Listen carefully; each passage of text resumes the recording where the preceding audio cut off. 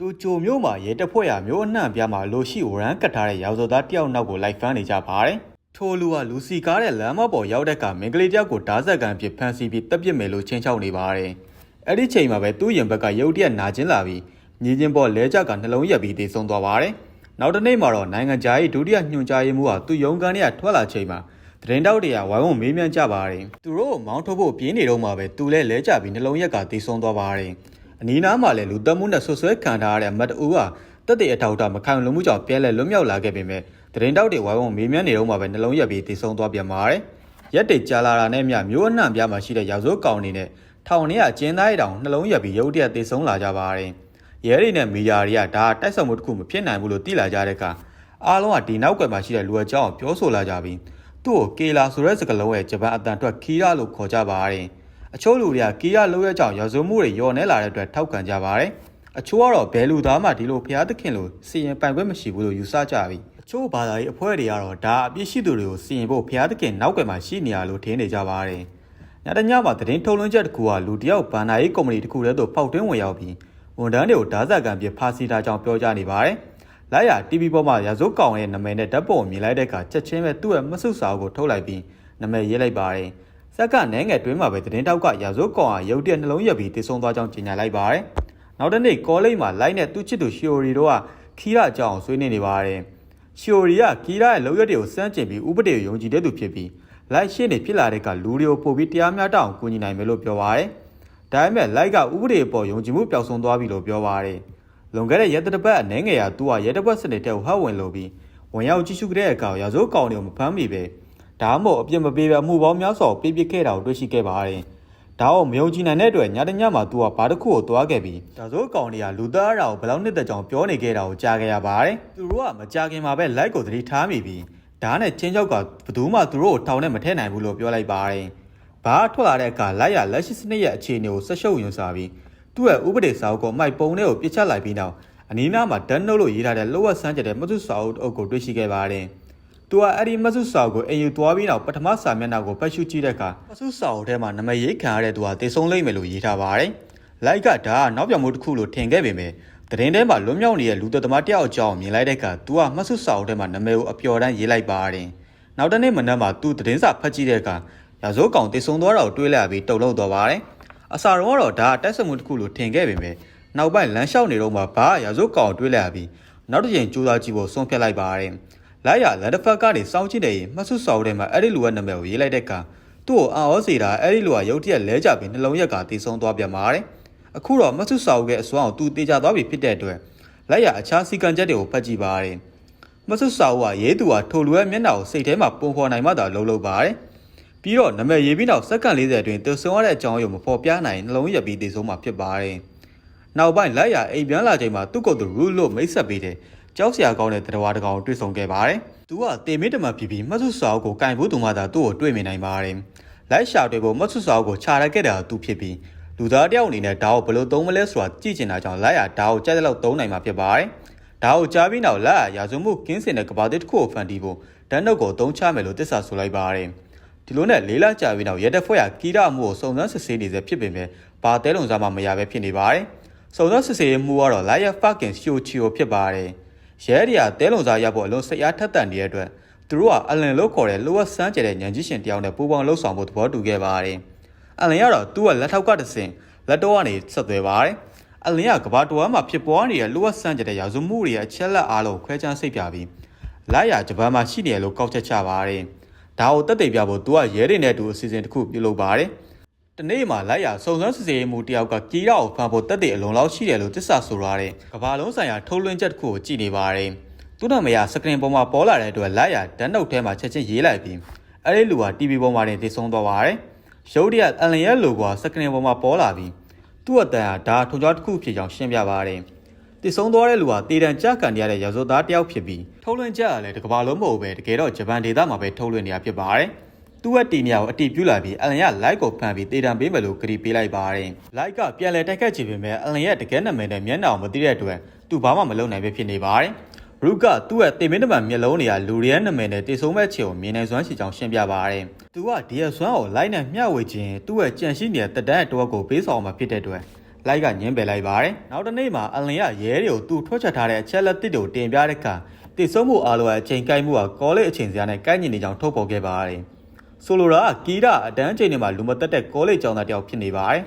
လာရရဲတပ်ဖွဲ့ရဲ့စနစ်တဲ့ကိုဟောက်ဝင်လုပ်ပြီးဝင်ရောက်နေစေဖြစ်ပြီးသူတို့ရဲ့ကောက်ချက်တွေကိုချက်ချင်းသိရှိပြီးမဆုစာဝရဲ့စီကံချက်တွေအရသူဟာတည်ဆုံမဲ့ချိန်နဲ့ကြောင်းရင်းတွေကိုတတ်မှတ်နိုင်ကြောင်းမှတ်မိသွားပါတယ်အဲ့ဒါကြောင့်သူဟာတည်ဆုံမှုပေါင်းများစွာကိုရေးသားပြီးတနေ့တာလုံးဖြစ်ပေါ်ဖို့ချိန်ဆွဲလိုက်ပါတယ်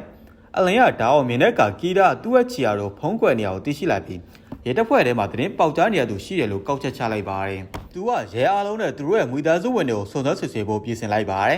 ်ရဲနိုင်ငံကြာပြီးနောက်လိုက်ရရူးနဲ့တူလမ်းလျှောက်နေတော့လူတောက်ကသူတို့နောက်ကိုလိုက်နေအောင်သတိပြုမိပါတယ်ရူးကအဲ့ဒီလူကလိုက်နောက်ကို2ရက်တိုင်တိုင်လိုက်နေရဖြစ်ကြောင်းပြောပြပါတယ်နောက်ပိုင်းမှာလိုက်နဲ့ရှိုရီကဘတ်စကားစီးတဲ့ကအဲ့ဒီလူကသူတို့နောက်မှာဝင်းထိုင်ပါတယ်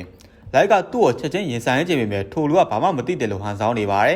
အဲ့ချိန်မှာအယူတယောက်ဘတ်စကားပေါ်တက်လာပြီးခီးတဲ့နဲ့ဓာတ်ကန်တွေကိုဖမ်းဆီးလိုက်ပါတယ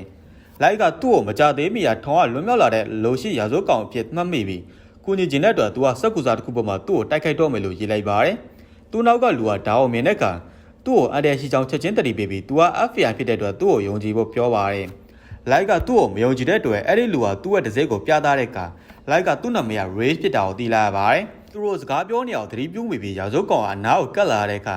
လိုက်စီယာစက်ကူစာကိုဆွဲယူလိုက်ပါတယ်အဲ့ဒီစက်ကူစာဒန်နိုရဲ့စုပ်ပြဲထားတဲ့အစိပ်ပိုင်းတစ်ခုဖြစ်ပါတယ်ဒါကရာဇဝတ်ကောင်ရူးကိုမြင်စီတဲ့အတွက်သူကချက်ချင်းထိတ်လန့်သွားပြီးတနက်နဲ့ပြစ်ခတ်ပါတယ်ကြည်စံတွေကရူးကိုမထိခိုက်နိုင်တဲ့အတွက်ရာဇဝတ်ကောင်ကပို့ပြီးကြောက်လန့်သွားပြီးဘတ်စကားပေါ်ကနေပြေးထပ်သွားတဲ့အခါကာတစီနဲ့တိုက်မိပြီးချက်ချင်းတည်ဆုံသွားပါတယ်ဒီချိန်နေအားလုံးကလိုက်စီစဉ်ထားတာဖြစ်ပြီးသူကမထုစာအုပ်ထဲမှာရာဇဝတ်ကောင်ကိုတက်ဖုန်းနဲ့အေဂျင့်အထောက်ထားတွေကိုတစ်ချိန်ထဲမှာရရှိဖို့ပြင်ဆင်ခဲ့တာဖြစ်ပါတယ်အခုတော့လိုက်ကရဲတွေကသတင်းပေါက်ကြားသူကိုရှာဖွေနေရဆိုတာသိလိုက်ရပြီးသူကရေကိုတက်ချင်ပေမဲ့တဲ့ရင်အဒီကတန်တရားရှိသူပဲဖြစ်လာမှာဖြစ်တဲ့ကြောင့်အကြီးဆုံးအမှုနဲ့ဆက်ဆက်နေတဲ့ FBI agent အားလုံးရဲ့တပ်တွေအထောက်အထားကိုစုဆောင်းရပါတယ်နောက်ပိုင်းမှာရေကသူ့ရဲ့စစ်ဆက်ထားတဲ့နောင်မီကိုနှုတ်ဆက်ပြီးတနေ့တာအတွက်အစီအစဉ်တွေကိုချက်ချင်းဖျက်သိမ်းလိုက်ပါတယ်နောင်မီကဒါကိုတန်တရားရှိပြီးသူ့နောက်ကိုလိုက်ကမြောက်ရထားပေါ်ကိုသူနဲ့အတူတက်ပါတယ်ချိန်ထဲမှာရေကလူတယောက်ထားခဲ့တဲ့စာရေးတစ်ခုကိုယူပြီးစာရွက်စက်ကိုများစွာနဲ့ရေဒီယိုတစ်ခုကိုတွေ့ရှိခဲ့ပါတယ်အဲ့ဒီချိန်မှာလိုက်ကသူ့ကိုတခြားရထားတွေကနေသူ့ကိုဆက်သွယ်ပြီးသူ့ရဲ့အတန်ကိုပြောင်းလိုက်ကသူကကီရာဖြစ်ကြောင်းပြောပါတယ်ရေကတက်တဲ့ပြဖို့တောင်းဆိုတဲ့အခါလိုက်ကရေဘေးမှာထိုင်နေတဲ့လူကိုတက်ပစ်လိုက်ပါတယ်အဲ့ဒီလူကလည်းရာဇဝတ်ကောင်တယောက်ဖြစ်တဲ့အတွက်ရေကိုစိတ်မပူဖို့လိုက်ကပြောလိုက်ပါတယ်ရေကိုလည်းသူ့ခိုင်းတဲ့အတိုင်းမလုပ်ရင်ရထားပေါ်ကခီးတဲ့အားလုံးတက်ပစ်မယ်လို့ချင်းချောက်လိုက်ပါတယ်ရေကသူ့ရဲ့ညွှန်ကြားချက်အတိုင်းလှုပ်ဆောင်ပြီးသူ့ရဲ့လက်တော့မှာရဲတပ်ဖွဲ့ဝင်ရဲ့အချက်လက်ပံဝင်ရောက်ပြီးအမှုနဲ့ပတ်သက်နေတဲ့ FBI agent ရဲ့စိန်ရုပ်ကိုပြသပါတယ်ပြီးတော့သူတို့ရဲ့ profile ဓာတ်ပုံတွေကိုကြည့်နာမည်အားလုံးကိုစက်ကူပေါ်မှာကူးယူခိုင်းပါတယ် FBI agent အားလုံးကတစ်ချိန်ထဲမှာတည်ဆုံးလာကြပြီးတင်ပေါက်မှာရူကိုမြင်လိုက်ပြီးနောက်ရေကဇက်ထားပေါ်ဆင်းလိုက်ပေမဲ့သူကလည်းနှလုံးရက်ပြီးတည်ဆုံးသွားပါတယ်။နောင်မီကသူကနောက်ပြေးသွားပေမဲ့နောက်ကျသွားပြီဖြစ်ပါတယ်။လိုက်ကဒါကိုရထားတွေကနေကြည့်နေပြီးကျင်းနှက်စွာပြောရင်စာအိတ်ကိုပြန်လဲရယူကရေကိုပေးခဲ့တဲ့စက်ကူတွေကဒန်နိုရဲ့စာမက်တာတွေဖြစ်ကြောင်းပေါ်လင်သွားပါတယ်။နောက်ပိုင်းရဲစခန်းမှာရှိုချီရိုကတခြားရဲတွေကိုခီရာအေဂျင့်တွေကိုတက်လာပြီးဖြစ်တဲ့အတွက်ရဲတပ်ဖွဲ့မှာဘယ်သူမှမလုံခြုံတော့ကြောင်းပြောပါတယ်။ဒီတို့ကထွက်သွားခြင်းသူအားလုံးအပြစ်ပေးခြင်းဒါမှမဟုတ်စီရင်ခြင်းမရှိဘဲအခုပဲထွက်သွားခြင်းပြုပါတယ်။အဖွဲ့ရဲ့အများစုကချက်ချင်းပဲအခန်းထဲထွက်သွားကြပြီးအရာရှိအနေငယ်သာကူညီဖို့ကြံခဲ့ပါတယ်။ခြေနေရပိုပြီးပြင်းထန်လာတဲ့အတွက်အဖွဲ့ကအလင်နဲ့ကိုရိုင်းတွေးဆုံဖို့တောင်းဆိုပါတယ်။သူတို့ရဲ့တောင်းဆိုမှုကိုလက်ခံပြီးမကြခင်မှာပဲတိုက်ကန်းတစ်ခုကိုတွားရောက်ကအလင်နဲ့တွေးဆုံပြီးသူဟာလင်ငယ်အကြောင်းပေါ်လင်သွားပါတယ်။အလင်ကကီရာတည်ဆုံမဲ့ချိန်နဲ့အကြောင်းရင်းကိုကြိုးကန်နေကြောင်းတွက်ချက်ထားပေမဲ့သူ့တော်ကောရဲ့နာမည်လည်းလိုအပ်တဲ့အတွက်အားလုံးကိုခူးအားစာပဲနာမည်အတူသုံးဖို့ပြောပါတယ်။အလင်ကယထာဘူရာလုံခြုံရေးကင်မရာဗီဒီယိုအားလုံးကိုကြည့်နေပြီးရေကမသေးခင်ယထာဘောလူတောက်ကိုညွှန်ပြခဲ့တာကိုသတိပြုမိပါတယ်။ပြီးတော့သူကရဲတွေကိုသူတို့ရဲ့မိသားစုတွေကတန်တရားရှိသူတွေဖြစ်ပြီးတပတ်တိတိစောက်ကြည့်ခံမယ်လို့ပြောပါတယ်။ဒီချိန်ထဲမှာပဲနောင်မီက FBI ဖြစ်ခဲ့မှုပြီးအလင်တွက်တောင်လှုပ်လှုပ်ခဲ့မှုကြောင့်ပေါ်လင်သွားပါတယ်။သူကရေအတွက်တရားမျှတမှုကိုလိုချင်နေပြီ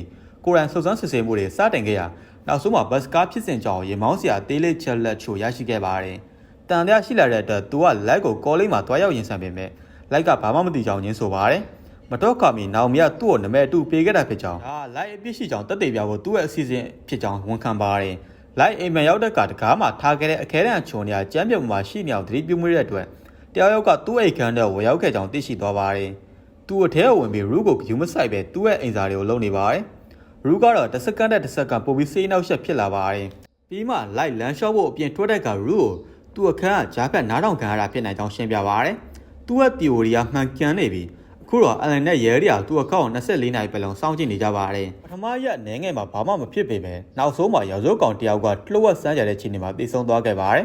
ရှိုချီရိုကဒါလုံလောက်တဲ့တက်တဲ့ဖြစ်တယ်လို့ထင်နေပေမဲ့အလန်ကကီယာတည်ဆုံမဲ့ချိုဂျိုးကနေတဲ့အတွက်မကြသေးမီဖမ်းမိတဲ့ရာဇဝတ်ကောင်တယောက်ရဲ့တည်ဆုံမှုကိုစောင့်စားရမယ်လို့ပြောပါတယ်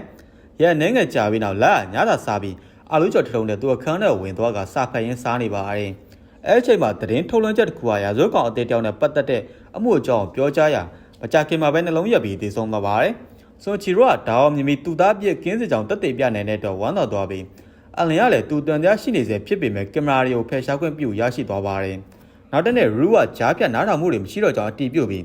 လိုက်ကသူ့ကိုဘယ်လိုလုပ်ခဲ့လဲရှင်းပြပါတယ်။သူက TV အသေးလေးတစ်ခုနဲ့ဒန်နိုရဲ့အစိပ်ပန်းတစ်ခုကိုအလူကျော်အိတ်ထဲမှာဝတ်ထားပြီးအိတ်ထဲမှာသူ့လက်နဲ့ရေးခဲ့တာဖြစ်ပါတယ်။နောက်ပိုင်းနောင်မီကအလင်ကိုဖုံးဆက်ပြီးသူတို့လိုအပ်တဲ့တက်တဲ့အထောက်အထားတွေကိုပေးမယ်လို့ပြောပါတယ်။ချိန်ထဲမှာလိုက်ကရှော်ရီနဲ့ချင်းတိဖို့နုပညာပြကန်းတစ်ခုကိုတွားရနောင်မီကသူ့ကိုဓာဇက်ကံဖြင့်ဖန်ဆီးထားတာကိုတွေ့ရှိခဲ့ပါတယ်။ဒေါသထွက်နေတဲ့နောင်မီကလိုက်ကိုဝန်ခံဖို့ပြောပေမဲ့လိုက်ကကီးရာဖြစ်ကြောင်းညင်းဆိုလိုက်ပါတယ်။လိုက်ကညင်းဆိုနေပြီးရှော်ရီရဲ့အသက်ကိုလှုပ်ပေးဖို့တောင်းပန်နေပါတယ်။ဆရာထက်တန်လာတဲ့နောင်မီကသူ့ရဲ့တကယ်နဲ့မဲကိုထုတ်ဖော်ပြောကြားလိုက်ပြီးလိုက်ကသူ့ကိုတမတ်တက်စောင့်ကြည့်ဖို့ဖြစ်ပါတယ်။လိုက်ကတနက်တက်လက်ဆွဲကင်စုပ်ကင်ထားစဉ်အလင်ကလုံခြုံရေးကင်မရာနဲ့ဒီစင်အားလုံးစောင့်ကြည့်နေပါတယ်။အဲ့ဒီချိန်မှာပဲရဲတွေရောက်လာပြီးနောင်မီကအာယုံပြက်လက်သွားတဲ့အခါရှော်ရီကသူ့ကိုယ်သူလွတ်မြောက်အောင်လုပ်ပြီးလိုက်စီကိုပြေးသွားပါတယ်။နောင်မီကထိလန်သွားပြီးသူ့ရဲ့တနက်ကိုပြစ်ခတ်တဲ့အခါလိုက်ဆရှော်ရီကိုမှားရင်ပြစ်ခတ်ပါတယ်။သူကနောက်ကိုပြေးသွားပြီးရှော်ရီကသူ့ကိုမသေးခင်နားလိုက်ပါတယ်။အပြစ်ရှိတယ်လို့ခံစားတဲ့နောင်မီကသူ့ရဲ့တနက်ကိုတော်ပြီးကိုပြန်တက်ကရေးနဲ့ပြန်လဲဆုံတွေ့ဖို့ဆုံးဖြတ်လိုက်ပါတယ်။နောက်ပိုင်းရူကလိုက်ကိုရှော်ရီကြောင့်မေးမြန်းတဲ့အခါလိုက်ကဘာမှဝမ်းမနေပဲဟန်ဆောင်နေအောင်တတိပြုမိပါတယ်။ဒါကသူ့ရဲ့နာမည်ကိုတန်ရှင်းအောင်လုပ်ဖို့သူ့ရဲ့အစီအစဉ်တစ်စိတ်တစ်ပိုင်းဖြစ်ကြောင်းပေါ်လင်းသွားပါတယ်။သူကနောင်မီရဲ့နာမည်ကိုရေးရဲ့စီစဉ်မှုကိုစုံစမ်းစစ်ဆေးပြီးစုံတွေကဖျားเจ้าမှာကြိုတင်စည်ရင်သွင်းထားတာကိုရှောက်ဝေးသိရှိခဲ့ပါတယ်။ပြီးတော့သူနောင်မီကိုလွန်ခဲ့တဲ့ခဏသူလှုပ်ခဲ့တဲ့အရာအလုံးတနက်ကိုစီစဉ်မရှိပြစ်ခတ်တာနဲ့ကိုပြစ်တက်တာပါဝင်လှုပ်ခိုင်းခဲ့တာဖြစ်ပါတယ်။သူကရှော်ရီနီနာမှာရှိနေမှာဖြစ်ပြီးတစ်ချိန်တည်းမှာပဲတနက်တရာနဲ့တည်ဆုံလိုက်မယ်လို့ရေးသားထားပါတယ်။ဂျပန်မှာတနက်ကန်ဆာသူမရှိသလောက်ဖြစ်တဲ့အတွက်တနုတ်ကတည်ဆုံမှုတို့သဘောအတိုင်းဆက်ဆက်ပေးခဲ့တာဖြစ်ပါတယ်။ရူလိုတင်မင်းနဖျားတပါးတော်လက်ရဲ့အေဆိုမှုကိုကြောက်ရွံ့သွားပါတယ်။သူ့နာမည်တန်ဆင်းသွားတဲ့အတွက်လက်ရအလုံးစိတ်မကောင်းတယ်လို့ဟန်ဆောင်ပြီးရှော်ရီတည်ဆုံမှုရဲ့နောက်ကရောက်စိုးကောင်တွေကိုဖမ်းချင်ကြောင်းပြောပါတယ်။လိုက်ကရဲတပ်ဖွဲ့ကိုအရင်ကကူညီဘူးခဲ့တဲ့အတွက်ရှော်ရီကလည်းသူ့ကိုဒီမှုမှာကူညီခွင့်ပြုဖို့သဘောတူပါတယ်။ပြီးတော့လိုက်ကိုအလင်နဲ့မိတ်ဆက်ပေးတဲ့အခါအလင်ကလိုက်ကိုသူ့ရဲ့အစီအစဉ်အတွက်သုံးခဲ့တဲ့အလူကျော်ထုတ်ကိုစားရင်းနဲ့ပဲတွေ့ဆုံလိုက်ပါတယ်။ဒီချိန်လေးမှာပဲမီဆာလို့ခေါ်တဲ့အကျော်မော်တယောက်ဟာသူ့ကိုပဲပန်ဆန်ကျင်တဲ့အယူလော့ဖော်ကန်ပဲတယောက်စီကပြေးနေပါတယ်။ရုပ်တရက်ထိုလူကနှလုံးရက်ပြီးတည်ဆုံသွားတဲ့အခါမီဆာမြေပြင်ပေါ်မှာဒန်နုတ်ဆိုတဲ့စာအုပ်ကိုတွေ့ရှိခဲ့ပါတယ်။